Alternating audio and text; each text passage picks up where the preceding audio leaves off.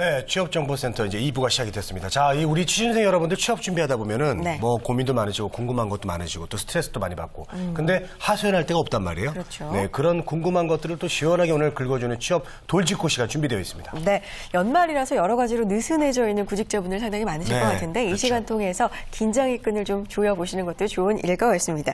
에나콜의 소통 아카데미 정경호 대표님 함께하겠습니다. 어서 오세요. 예, 너무 바쁘셨죠? 반갑습니다. 네, 네. 알겠습니다. 자, 늘 기대하는 시간입니다. 자, 올해도 이제 거의 저물어 가고 있습니다. 이제 거의 끝났죠, 이제. 그렇죠. 며칠 안 남았는데. 남았어요. 예. 아마 대표님도 이제 올해가 마지막 네, 방송인데, 그렇죠. 예. 2014 취업시장 한마디로 좀 정의를 해 주신다면 어떻게 될까요? 취업시장, 꼭 취업시장뿐만이 아니라 제가 봤을 때는 이 채용과 관련된 전반적인 경제 상황 이 부분들 다 포용해서 한마디를 뽑은다 그러면 저는 이 대기 소용이 아닐까 이렇게 생각합니다. 이 대기 소용이란 말은 이제 그릇은 큰데 용도가 작게 쓰인다 뭐 이런 것들이잖아요. 그러니까 내 능력이 이만큼인데 세상에 안 알아준다 이런 부분들에 대한 혹은 하지만 또 입장을 바꿔놓고 중소기업이라든가 굉장히 탄탄한 기업 입장에서는 우리는 진짜 이거 어마어마하게 회사의 비전도 있는데 이 좋은 인재들이 찾아오지 않는다 뭐 이런 식의 그래서 상호 간에 좀 한마디로 좀 일맥상통한 부분이 대기 소용이 아닐까. 그래서 저는 2014년 사자성어를 대기 소용으로 이렇게 말씀드립니다. 대기 소용으로? 네. 네. 구직자분들한테도 2014년 사자성어를 물어봤잖아요. 그랬더니 너무 힘들었다, 뭐 갓난 신고, 걱정이 돼서 잠을 못 잤다, 전전반측 이런 것들 대부분이 좀 부정적인 게 많았는데 정경호 대표님의 시각으로는 대기 소용을 꼽으셨습니다. 오늘 주제도 이와 관련이 있겠죠? 네, 그러니까 취업난도 있는데 반대로 전 채용난도 있다라고 생각을 해서 이 대기 소용이라는 부분을 말씀을 드렸는데 자기가 자꾸 큰 그릇이라고 이제 생각을 해서 이 작게 쓰이는 걸 거부하는 경우가 이제 채용난이다 이렇게 볼 수 있겠죠. 본인 과대평가죠? 그렇죠. 과대평가. 그래서 취업난과 채용난이 동시에 있다. 그래서 어느 중소기업의 실제적인 얘기인데요. 굉장히 탄탄한 기업임에도 불구하고 이제 중소기업이라는 이유 하나 때문에 최종 합격자가 다른 곳으로 간다고 해서 또 다른 사람을 연락을 드렸더니 출근하자마자 5분 만에 화장실 간다고 사라졌다는 얘기를 제가 듣고 굉장히 충격을 받았습니다. 그래서 업무 환경이 안 좋거나 근무 조건 혹은 복리후생 기타 여러 가지로 대기업 본인들이 원하는 공기업과 대기업이 아니라는 이유로 이 부분은 굉장히 좀 비매너가 아닌가 매너 없는 정말 직할 행동 아닌가. 근데 물론 일부분 소수의 얘기겠습니다만 저는 이마만큼 조금 자신에 대해서 너무 과대하게 그리고 그런 부분에서 너무 좁고 단순하게 이렇게 바라보지 않나 이런 생각이 듭니다. 그래서 너무 많은 부분들에 대해서 자기만의 어떤 그런 능력을 보여주기 위한 공간을 찾는 것도 중요하지만 그런 부분 좀 스텝 바이 스텝으로 갈 수 있는 좀 겸손한 마음도 좀 필요하지 않을까 이렇게 생각을 합니다. 지금 들어주신 예는 중소기업의 한 예죠. 그렇죠. 정말 비매너네요. 네, 맞습니다. 채용이 됐는데도 5분 만에 물론 자기가 생각했던 일하고 다를 수는 있겠지만 만약에 정말 대기업이었으면 같은 업무 강도라도 이렇게 비매너로 행동했을까 생각이 드네요. 그분 때문에 한 분이 못 들어갔다고 생각을 해보세요. 그러니까요. 예, 그분의 시간은 또 어떻게 되는 겁니까, 이게. 업무에 대해서 정확하게 좀 알고 지원했다면 참 그런 일이 없었을 텐데. 그래요. 안타깝네요. 안타까운 생각이 드는데 저희도 취업 프로그램 진행하면서 보면 구직자분들의 눈높이가 높다 그렇게만은 말할 수 없어요. 사실 좀 대우가 다른 건 사실이기 때문에 하지만 대기업이나 공기업 선호하시는 건 여전히 변함이 없거든요. 눈높이가 지금 어느 정도에 와 있나요? 직접적으로 희망하는 연봉은 2,747만 원 이렇게 나왔습니다. 그리고 기업 선호도에 대한 부분에서는 단연코 공기업이 1위가 나왔습니다. 그래서 33.9%가 공기업을 희망한다. 약 19% 정도가 이제 대기업 이제 이렇게 나왔고요. 그다음 이제 중견기업, 그다음 자영업, 외국계 기업 이렇게 순으로 나왔습니다. 그렇군요. 네. 그런데 희망 연봉이 보니까 2,470만 원이에요. 그래요. 실제 첫 월급은 어느 정도 돼요? 첫 월급 연봉? 네. 대략 한 200만 원 조금 안 된다고 보시면 될 것 같아요.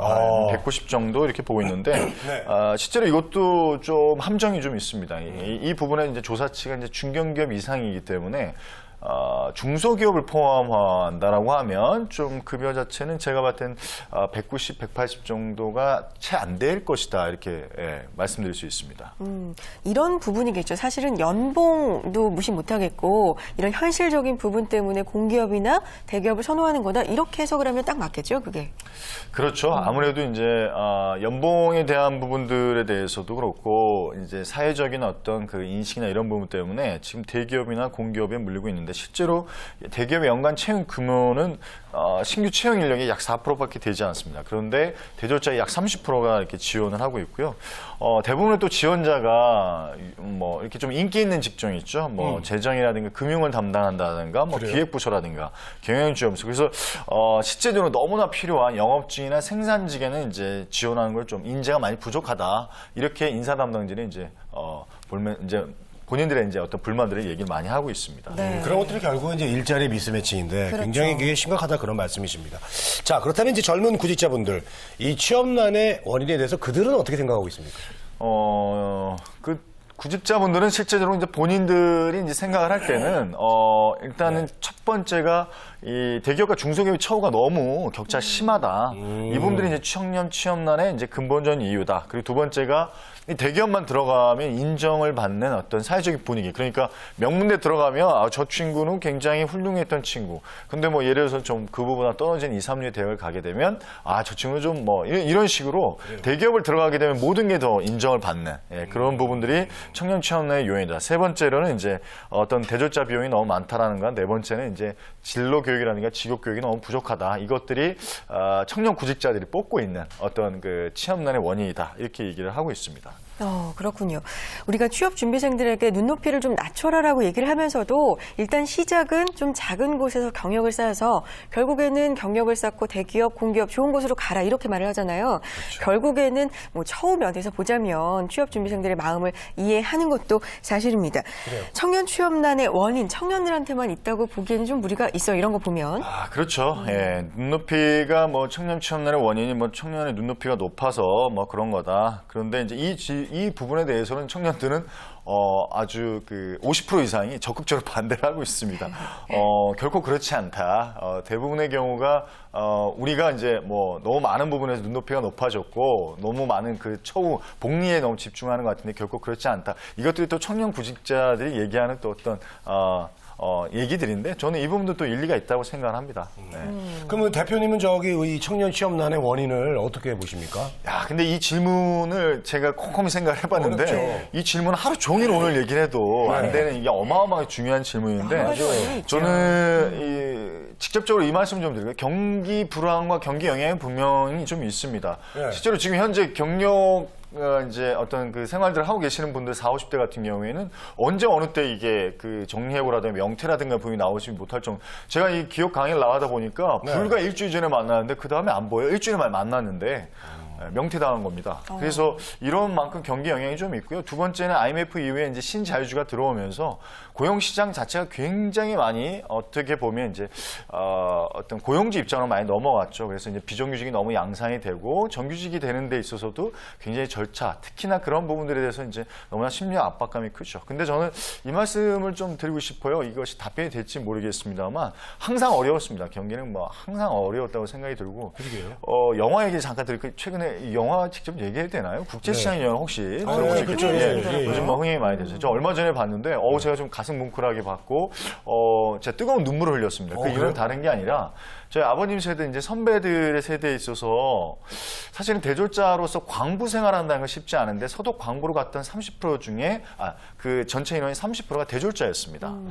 정말 지하 그 수천 미터 내려가서 목숨을 걸고 일했다는 것이고 두 번째는 또 다르게 이제 경기 불황이 왔을 때 베트남전 소위 말하는 이제 미국과 이제 베트남전이 일어났을 때 그때 이제 기술 영업이라는 이런 부분들을 이제 하기 위해서 정말 목숨을 걸고 그 전쟁 현장에 갔거든요. 저는 그 영화를 보면서 야, 우리 선배들 정말 목숨 걸고 자신의 어떤 그 직업도 직무도 있었지만 가족을 위해서 이렇게 했었는데 우리가 취업난 경제나 이런 부분들에 대해서 너무 많은 부분들 그래서 아프니까 청춘이다 이 말 너무 뭐 저는 김상규 교수님 너무 좋아합니다만 아프니까 청춘이 아니라 용감하니까 청춘이다 이런 생각을 좀 하셔가지고 좀 용감하게 이 취업난을 좀 너무 많은 부분에 제도적으로 접근하지 마시고 개인적인 부분에 있어서 좀 용기를 내셔서 접근하셨으면 좋겠습니다. 네. 자, 좋은 말씀 해주셨습니다. 그 국제시장 보고 싶네요, 저도. 예. 그 올 한 해 그 취업 경쟁에서 쓴 고배를 이제 마신 분들이 계실 텐데. 그렇죠. 그분들이 사실 이런 취업난의 어떤 원인 제공을 한 분들이라고 할 수가 있어요. 근데 이분들은 이제 앞으로 취업 대책을 어떻게 좀 준비해 나가야 될까요? 그런 분들이 원인 제공은 아니고 어떻게 보면은 굉장히 아프게 네. 피해를 좀 본 분들이죠. 말이죠. 네, 그렇죠. 그러니까 저 데이터로 나온 것 뿐이지 뭐 원인 제공은 아니죠. 네, 그렇죠. 예. 근데, 궁극적으로 대부분의 경우는 아니죠. 많은 수가 이제 대기업 수준의 연봉, 그리고 공무원 수준의 안정성, 이 두 마리 토끼에 대해서 신의 직장을 합격할 때까지 뭐 그냥 뭐 자격증 시험, 공인 영어 시험, 뭐 그래서 너무나 많은 그 인플레 현상이 지금 발생하고 있다고 생각합니다. 그래서 이 보수적인 그 구직 자세는 좀 버리시고 두 가지만 말씀 좀 드릴 텐데 네네. 일단은 좀 다양한 경력을 쌓아 나가는 그래서 자신의 수준을 알고 좀 대기 소용을 좀 내려놓으시고 본인은 겸손한 자세로 해서 한 스텝 한 스텝 그래서 이걸 다른 말로 표현하면 이 돌아가기 취업이다 이렇게 얘기할 수 있습니다. 그래서 자신의 그 직업적인 부분에서 계속 이직은 하실 수가 있는 거니까 경력을 계속해서 올라가실 수가 있습니다. 그리고 중소기업 같은 경우에 굉장히 구인난에 시달리고 있습니다. 그래서 대졸자들이 중소기업을 제발로 찾아오기를 바라지 마시고 무엇보다 비전 그리고 무엇보다 복리후생에 대한 부분들에 있어서 어쩌면 이 사람들이 우리 회사 안에서 제대로 된 그런 부분들을 발휘할 수 있게끔 터전을 만들어 주신가 끊임없이 고민해 나가시면 같이 매칭을 해 나가시면 좋을 것 같습니다. 네. 올 한 해 취업시장 정경호 대표님은 대기 소용이라고 해주셨어요. 그릇은 컸는데 용도가 작아서 제대로 일을 하지 못했다 뭐 이런 뜻이었어요. 일자리 미스매치하고도 관련이 깊었는데 1년 뒤에 2015년 1년 뒤에 한 해를 정리한다면 어떤 사자성어로 정리를 하면 좋을까요? 바람을 한번 담아서 덕담이랄까요? 이 부분에 대해서 이제 또 작가님하고 얘기를 하는데 여러 가지 얘기가 많이 생각이 났는데 네. 저는 뭐 구직자뿐만이 아니라 현재 그 일하고 계신 분들 한마디로 표현하면 경천위지인 것 같습니다. 그러니까 경천위지. 잘 짜여지게 계획하고 준비하라 뭐 이런 부분에서 네. 이 경천위지란 그 사자성어를 좀 말씀 좀 드리고 싶고요. 준비하는 자에게 반드시 기회가 있다고 생각합니다. 저도 지금 어디에 또 하나의 그 과정을 학위 과정을 밟으려고 또 지원을 해놨는데 네. 이 부분들에서 우리 또 박예임 씨님의 또 영향을 제가 많이 받았어요. 야, 이렇게 네. 공부하는 분들이 주변에 많으시구나. 아이고, 그래서 저도 예. 준비하고 계획하는 의미에서 이렇게 나아가겠다. 그래서 경천위지를 사자성어로 말씀을 좀 드리고자 합니다. 네, 알겠습니다. 경천위지. 네, 경천위지 2015년 정말 잘 짜고 계획하고 준비하셔서 꼭 좋은 일만 생기셨으면 네, 좋겠어요. 고맙습니다. 자, 네, 엔하코리아 소통 아카데미 정경호 대표님 함께했습니다. 고맙습니다. 고맙습니다. 네, 고맙습니다. 네, 취업정보센터 오늘 저희가 준비한 소식은 여기까지입니다. 오늘 방송된 내용은요, 유튜브와 한국직업방송 홈페이지 통해서 다시 보실 수 있으니까요. 알찬 내용 놓치지 말고 챙겨가세요. 성공 취업의 길. 취업정보센터가 응원합니다.